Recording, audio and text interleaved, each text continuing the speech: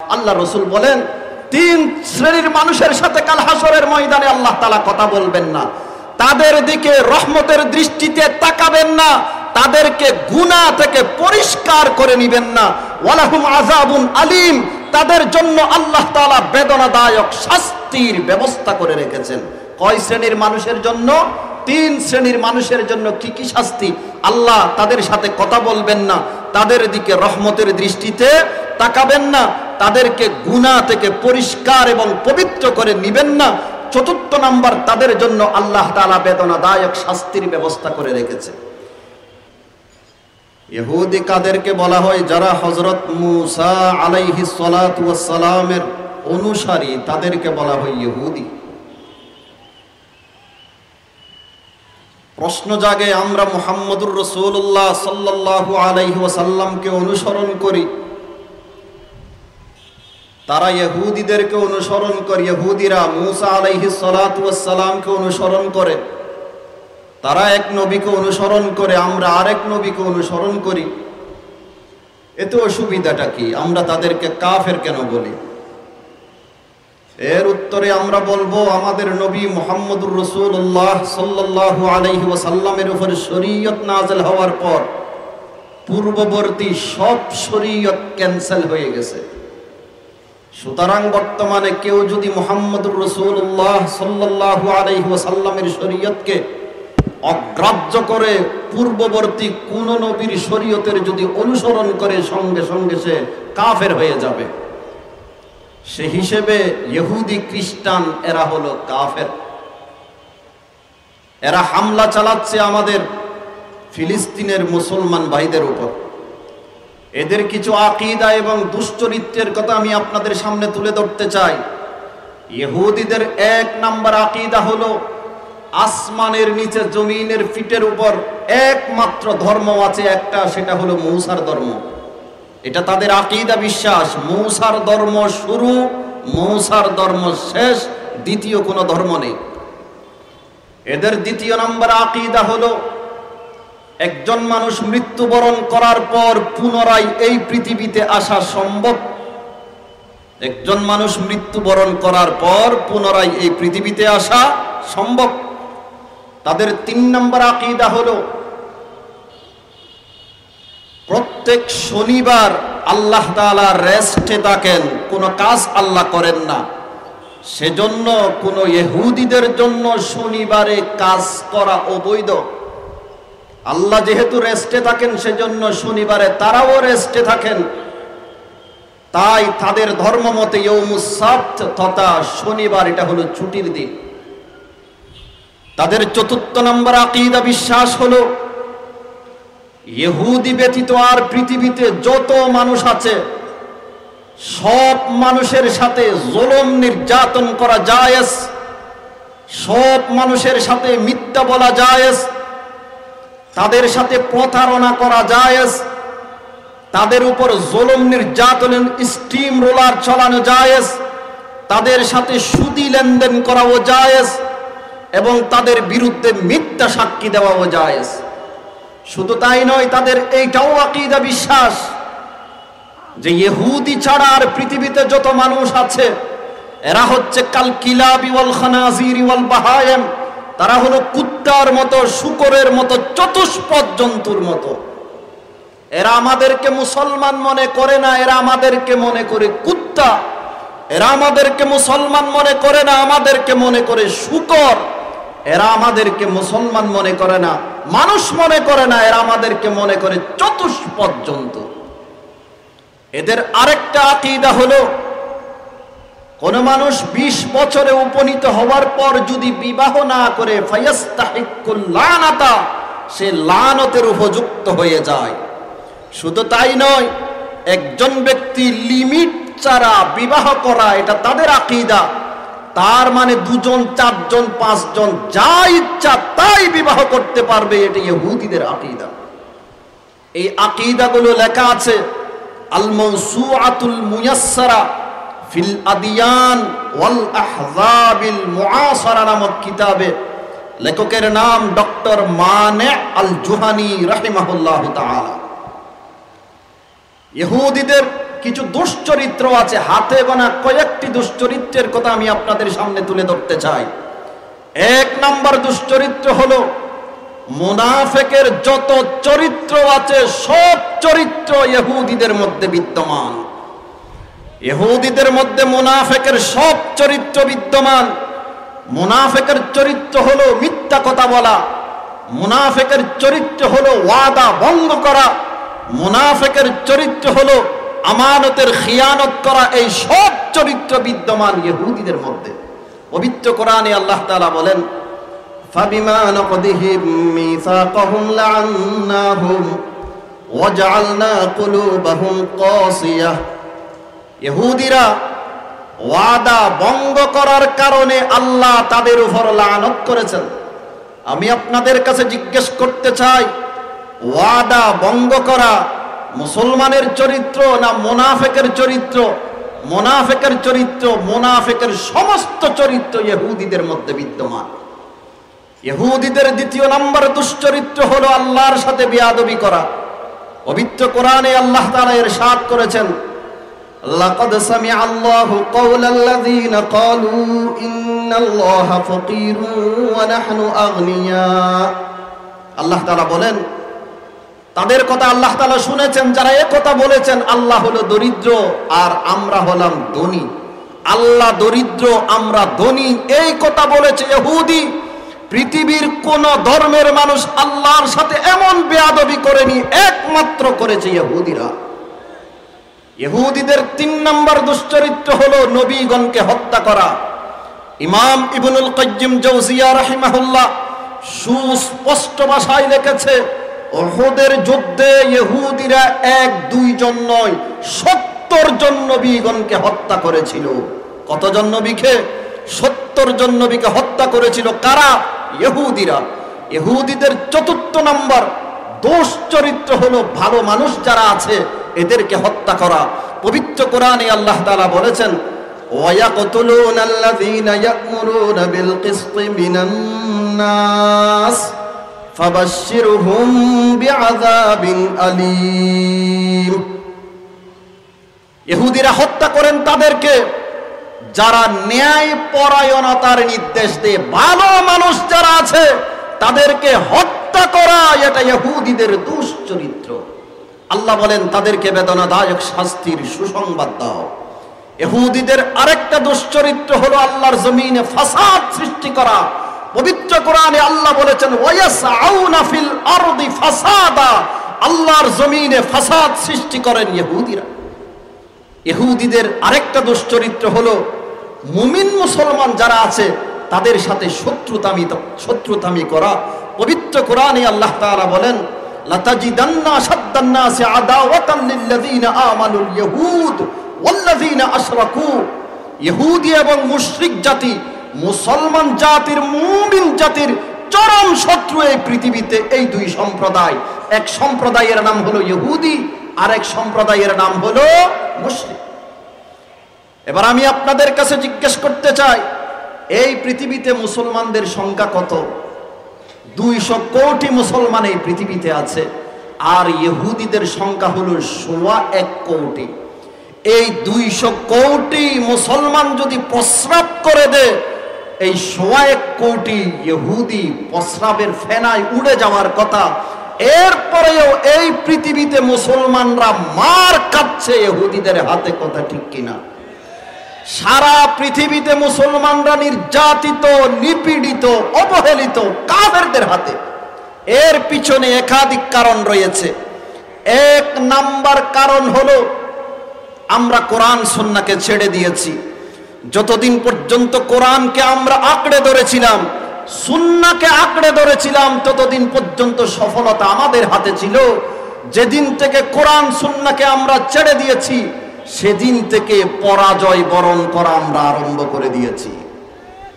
এর পিছনে 2 নাম্বার কারণ, সারা পৃথিবীতে মুসলমানরা নিপীড়িত, নির্যাতিত হওয়ার পিছনে 2 নাম্বার কারণ হলো মুসলমানদের অনৈক্য। এই দল সেই দলকে ভালোবাসে না, এই দল ওই দলকে কাফের বলে, এই দলকে কাফের বলে, অথচ উভয় দল মুসলমান। আজকে মুসলমানদের অনৈক্যর কারণে আমরা শক্তি হারা হয়ে গেছি। শক্তিহীন হয়ে গেছি, শক্তিহারা হয়ে যাওয়ার কারণে আল্লাহ তাআলা কাফেরদেরকে আমাদের উপর মুসাল্লাত করে দিয়েছে। 3 নাম্বার কারণ হলো মুসলমানদের মধ্যে কিছু মীর জাফর বের হয়েছে, মুসলমানদের মধ্যে মুনাফিকের সংখ্যা বেড়ে গেছে, যার কারণে আজকে কাফেরদের মার খেতে হচ্ছে আমাদের। আপনারা জানেন ইসরায়েলের মধ্যে ইহুদিদের সংখ্যা শুধুমাত্র 80 লক্ষ, আর তার চতুর্পার্শ্বে যেই মুসলিম কান্ট্রিগুলো আছে সেই মুসলিম কান্ট্রিগুলোতে মুসলমানদের সংখ্যা 20 কোটির চেয়েও বেশি।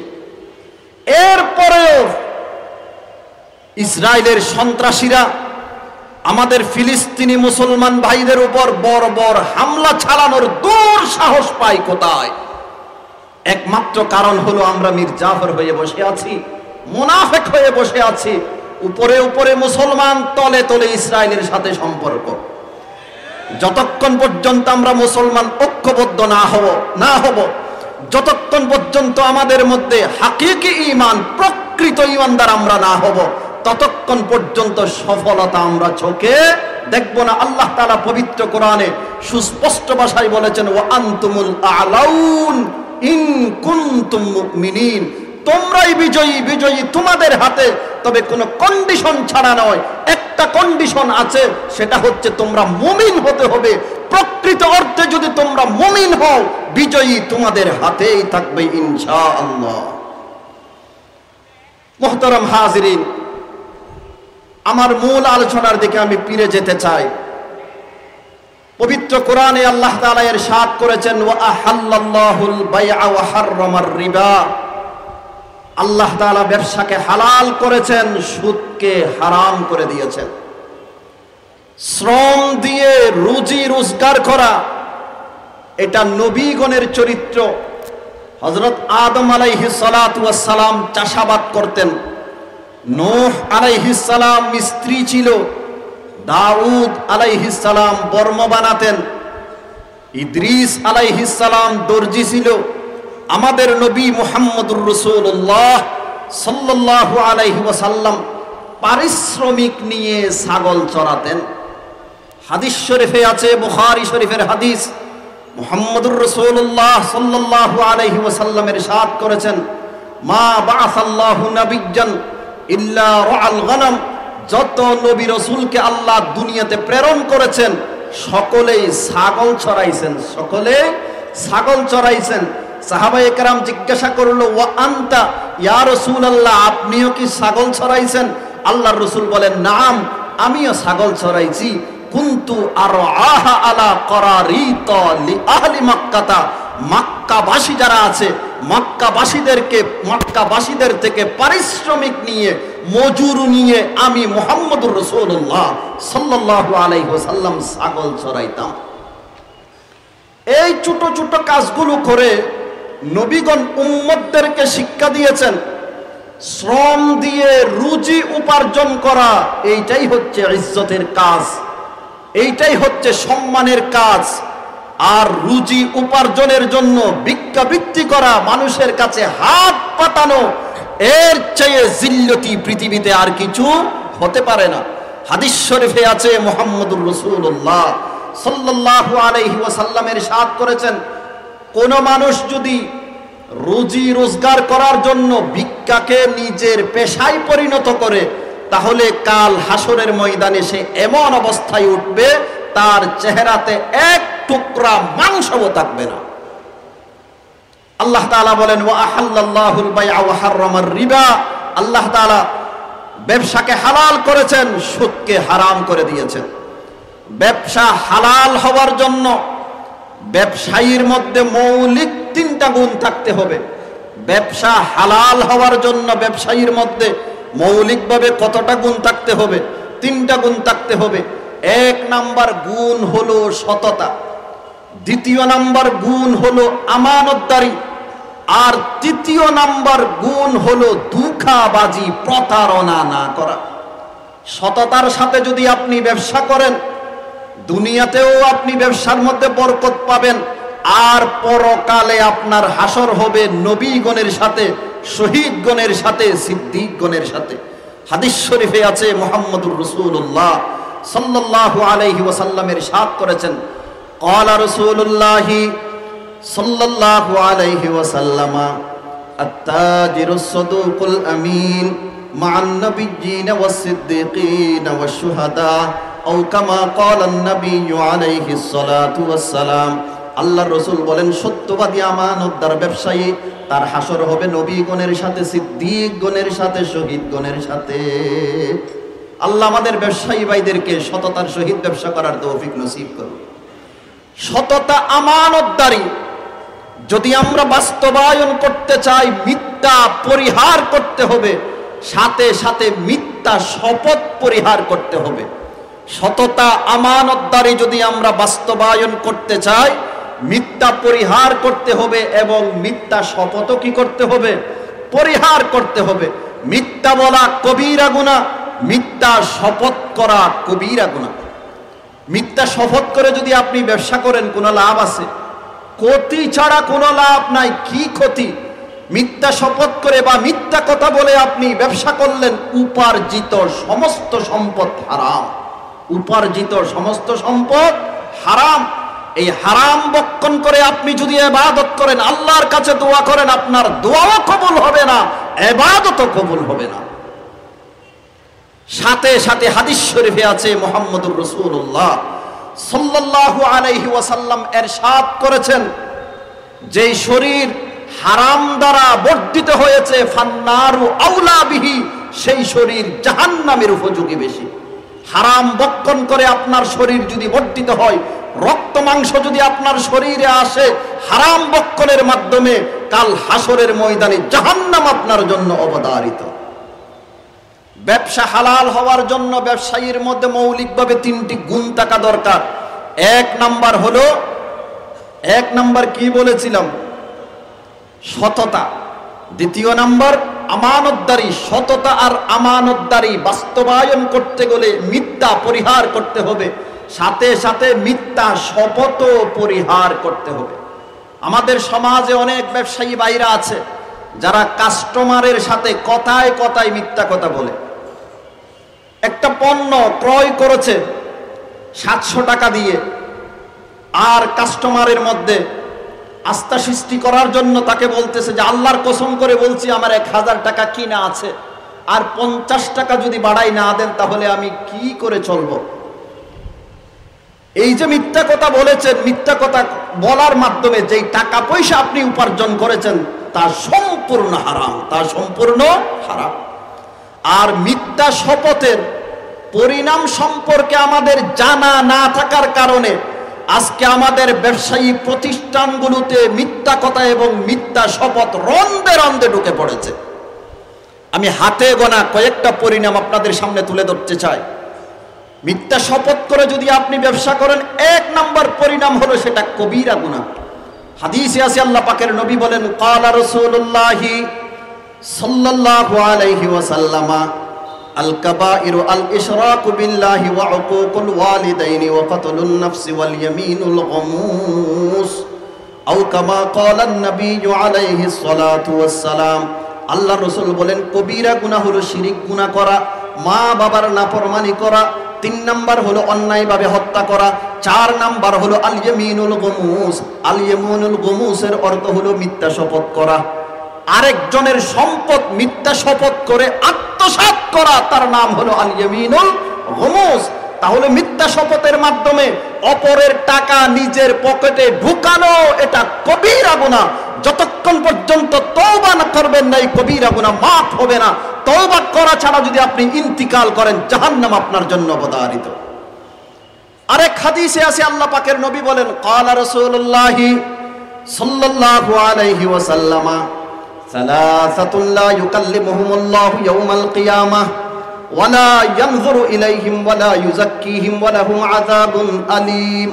ক্বালা আবু যর, খাবু ওয়া খাসিরু মান হুম ইয়া রাসূলুল্লাহ? ক্বালা আল মুসবিল ওয়াল মান্নান ওয়াল মুনাফিকু সিলআতাহু বিল হালিফিল কাযিব আও কামা ক্বালা আন-নাবিয়্যু আলাইহিস সালাতু ওয়াস সালাম। আল্লাহ রাসূল বলেন, 3 শ্রেণীর মানুষের সাথে কাল হাসরের ময়দানে আল্লাহ তাআলা কথা বলবেন না। তাদের দিকে রহমতের দৃষ্টিতে তাকাবেন না, তাদেরকে গুনাহ থেকে পরিষ্কার করে নেবেন না। ওয়ালাহুম আযাবুন আলীম, তাদের জন্য আল্লাহ তাআলা বেদনাদায়ক শাস্তির ব্যবস্থা করে রেখেছেন। কয় শ্রেণীর মানুষের জন্য? 3 শ্রেণীর মানুষের জন্য। কি কি শাস্তি? আল্লাহ তাদের সাথে কথা বলবেন না, তাদের দিকে রহমতের দৃষ্টিতে তাকাবেন না, তাদেরকে গুনাহ থেকে পরিষ্কার এবং পবিত্র করে নেবেন না। 4 নাম্বার, তাদের জন্য আল্লাহ তাআলা বেদনাদায়ক শাস্তির ব্যবস্থা করে রেখেছে। এই শাস্তিগুলোকে সংক্ষেপে বলতে গেলে আমরা এইভাবে বলতে পারি, 3 শ্রেণীর মানুষকে কাল হাসরের ময়দানে আল্লাহ তাআলা মানসিক শাস্তিও দিবে, শারীরিক শাস্তিও দিবে। 3 শ্রেণীর মানুষকে কাল হাসরের ময়দানে আল্লাহ তাআলা মানসিক শাস্তিও দিবে, শারীরিক শাস্তিও দিবে। এরা কারা কারা? 1 নাম্বার হলো আল মুসবিল, যারা গোডালির নিচে জামা পরে, লুঙ্গি পরে, প্যান্ট পরিধান করে, চুলগিরার নিচে, গোডালির নিচে যারা কাপড় পরিধান করে, তাদের সাথে কাল হাসরের ময়দানে আল্লাহ কথা বলবে না, তাদের দিকে রহমতের দৃষ্টিতে তাকাবে না, এবং তাদেরকে গুনাহ থেকে পবিত্র করে নিবে না, এবং তাদের জন্য আল্লাহ তাআলা বেদনাদায়ক শাস্তির ব্যবস্থা করে রেখেছে। 2 নাম্বার হলো ওয়াল মান্নান, যারা মানুষদেরকে খোঁটা দেয়, উপকার করে খোঁটা দেয়। গত বছর তোমাকে না জানি আমি এই কাজ করে দিয়েছি, আমি না থাকলে তোমার কি চাকরি হতো, এই ধরনের খোঁটা যাদেরকে, যে তাদের জন্য উল্লেখিত শাস্তির ব্যবস্থা আল্লাহ করে রেখেছেন। আর 3 নাম্বার হলো ওয়াল মুনাফিকু সিলআতাহু বিল হালিফিল কাযিব, যেই ব্যক্তি মিথ্যা কসমের মাধ্যমে তার পণ্য সেল করে, পণ্য বিক্রি করে, তার সাথেও কাল হাসরের ময়দানে আল্লাহ কথা বলবেন না, এবং তাকে গুনাহ থেকে পবিত্র করে নেবেন না, এবং তার জন্য রয়েছে বেদনাদায়ক শাস্তির ব্যবস্থা। শুধু তাই নয়, যারা মিথ্যা শপথ করেন তাদের ব্যাপারে আরেক হাদিসে আল্লাহর রাসূল সাল্লাল্লাহু আলাইহি ওয়াসাল্লামের ইরশাদ করেছেন, যারা মিথ্যা শপথের মাধ্যমে অন্যর সম্পদ গ্রাস করে, ফাকাদ আউজাবাল্লাহু লাহুন নার ওয়া হাররামা আলাইহিল জান্নাহ, আল্লাহ তার জন্য জাহান্নামকে ওয়াজিব করে দিয়েছে এবং জান্নাত তার জন্য হারাম করে দিয়েছে। ব্যবসা হালাল হওয়ার জন্য ব্যবসায়ীর মধ্যে মৌলিকভাবে কতটি গুণ থাকা দরকার? 1 নাম্বার কি বলেছিলাম? 1 নাম্বার সততা, 2 নাম্বার আমানতদারি, আর 3 নাম্বার হচ্ছে ধোঁকাবাজি না করা। হাদিসে আছে মুহাম্মদুর রাসূলুল্লাহ সাল্লাল্লাহু আলাইহি ওয়াসাল্লাম বাজারে গেলেন, এক ব্যক্তি চাউল বিক্রি করতেছে বা গম বিক্রি করতেছে। আল্লাহর রাসূল সাল্লাল্লাহু আলাইহি ওয়াসাল্লাম গমের স্তূপের ভিতরে হাত ঢুকাইয়ে দিল, রাসূলের হাতের মধ্যে বিজা লাগলো। আল্লাহর রাসূল জিজ্ঞাসা করলো, মা হাদা ইয়া সাহিবাত তাআম, হে চাউলের মালিক, হে গমের মালিক, গমের এই অবস্থা কেন? উপর দিয়ে তো সব শুকনা, নিচ দিয়ে ভিজা কেন? সে উত্তর দিল, আসাবাতুস সামাউ ইয়া রাসূলুল্লাহ, রাতে বৃষ্টি পড়েছে, বৃষ্টির কারণে ভিজে গেছে। আল্লাহর রাসূল তাকে বলল, আফালা জাআলতাহু ফাওকাত তাআম কাইয়ারাহুন নাস, ভিজাগুলো উপরে দেন নাই কেন? কাস্টমাররা দেখতো। তুমি ধোঁকাবাজি কেন করেছো? মান গাসসা ফালাইসা মিন্নি, যে ব্যক্তি ধোঁকাবাজি করে ব্যবসার মধ্যে, সে আমার দলভুক্ত নয়, সে আমার দলভুক্ত নয়। ধোঁকাবাজির অনেক পন্থা আমাদের সমাজে আছে, যেমন ভালো খারাপ মিশ্রিত করে 1 নাম্বার বলে বিক্রি করে দেওয়া, এটাও একটা ধোঁকাবাজি। ভালো জিনিস যেগুলো আছে, ভালো পণ্য যেগুলো আছে, সেগুলোকে উপরে রাখে, আর নরমাল যেগুলো আছে সেগুলোকে নিচে রাখে, সেটাও ধোঁকাবাজি। দেশীয় পণ্য বিদেশি সিল মেরে বিক্রি করে, এটাও ধোঁকাবাজি। সব ধরনের ধোঁকাবাজি থেকে আল্লাহ আমাদেরকে বিরত থাকার তৌফিক নসিব করুন। মুহতারাম হাজিরিন, ইসলামের মধ্যে কিছু ব্যবসা আছে হারাম, হাতে গোনা 2-1টি ব্যবসার কথা বলে আমি আমার কথা শেষ করব। 1 নাম্বার, যেই সমস্ত পণ্যগুলো ইসলামে নিষিদ্ধ, হারাম, সেগুলোর ব্যবসা করাও হারাম।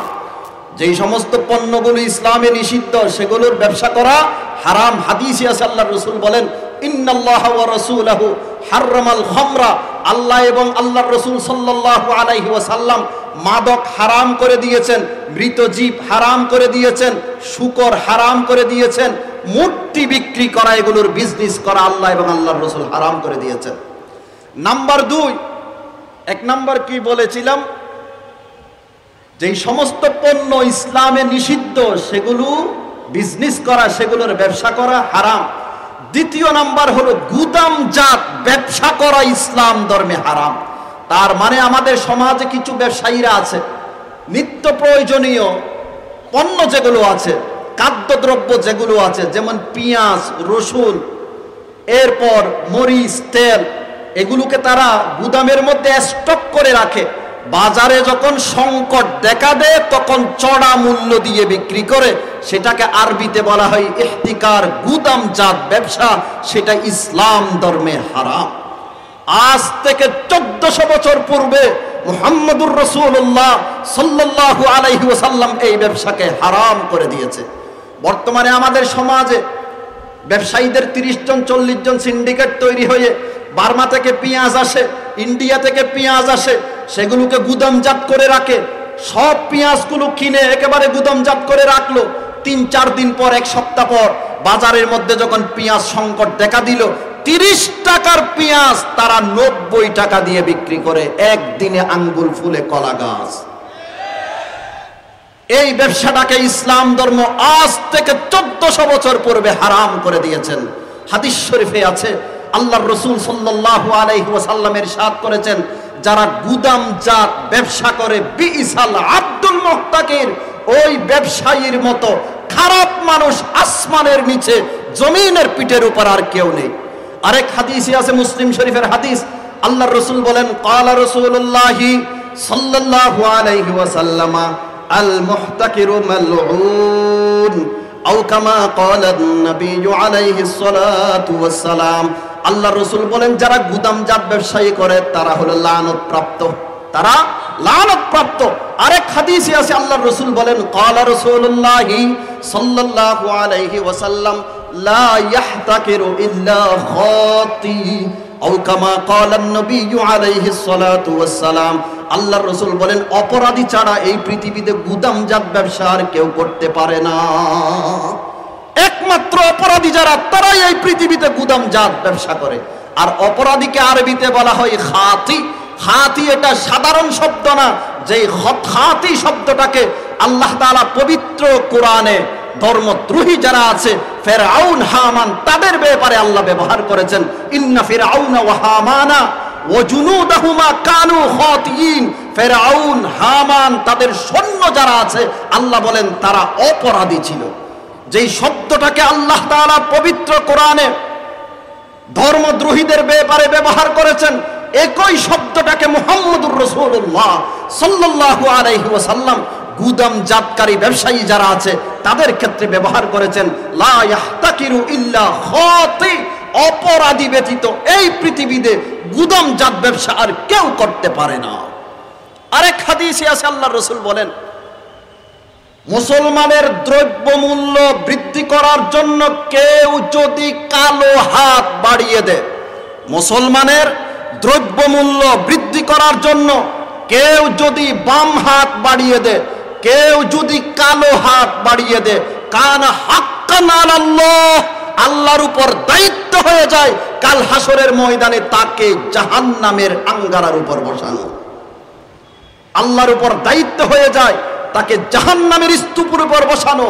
যারা মুসলমানের দ্রব্যাদি খাদ্যদ্রব্যের মূল্য বৃদ্ধি করার জন্য বাম হাত ঢুকায়, এর মধ্যে যারা হস্তক্ষেপ করে, আল্লাহ যারা এই সমস্ত কাজগুলো করে যাচ্ছে তাদেরকে এই কাজগুলো থেকে বিরত থাকার তৌফিক নসিব করুন। আরেক হাদিসে আছে, আল্লাহর রাসূল বলেন, ক্বালা রাসূলুল্লাহি সাল্লাল্লাহু আলাইহি ওয়াসাল্লাম মান ইহতাকারা আলাল মুসলিমিনা তাআমা দরাবাহুল্লাহু আযজা ওয়া জাল্লা বিল জুযামি ওয়াল ইফলাস আও কামা ক্বালা নবী আলাইহিস সালাতু ওয়াস সালাম।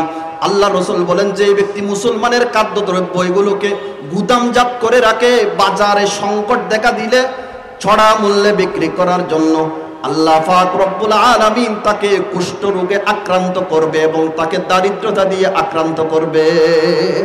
তাকে আল্লাহ কুষ্ঠ রোগ দিয়ে আক্রান্ত করবে এবং দারিদ্রতা দিয়েও কি করবে? আক্রান্ত করবে। আরেক হাদিসে আছে, মুহাম্মদুর রাসূলুল্লাহ সাল্লাল্লাহু আলাইহি ওয়াসাল্লাম ইরশাদ করেছেন, মান ইহতাকারা তাআমান 40 লাইলাতান, 40 দিন যদি কোনো মানুষ গুদামজাত করে থাকে, পণ্য যদি স্টক করে থাকে 40 দিন, কতদিন? 40 দিন, 40 লাইলা সম্পদ স্টক করে রেখেছে, খাদ্যদ্রব্য স্টক করে রেখেছে, যখন বাজারে সংকট দেখা দিবে তখন চড়া মূল্যে বিক্রি করার জন্য আল্লাহর রাসূল বলেন ফাকাদ বারিয়া মিনাল্লাহ ওয়া বারিয়া মিনহু, আল্লাহ তাআলা তার থেকে মুক্ত, সেও আল্লাহ থেকে মুক্ত। তার কোনো দায় দায়িত্ব আল্লাহর উপর নেই, তার কোনো দায় দায়িত্ব আল্লাহর উপর নেই। এই সমস্ত ব্যবসাগুলো থেকে আল্লাহ পাক রব্বুল আলামিন আমাদের ব্যবসায়ী ভাইদেরকে হেফাজত করুন। বলুন তো, ব্যবসা হালাল হওয়ার জন্য মৌলিকভাবে কতটি শর্ত? নাম্বার শর্ত হলো সততা, আর দ্বিতীয় নাম্বার শর্ত হলো আমানতদারি, আর তৃতীয় নাম্বার শর্ত হলো দুঃখাবাজি পরিহার করা। আল্লাহ পাক রব্বুল আলামিন এই 3 শর্তে আমাদের ব্যবসায়ী ভাইদেরকে গুণান্বিত হওয়ার তৌফিক নসিব করুন। মাগরিবের সময় গড়িয়ে এসেছে, যাদের উযু ইস্তিনজার প্রয়োজন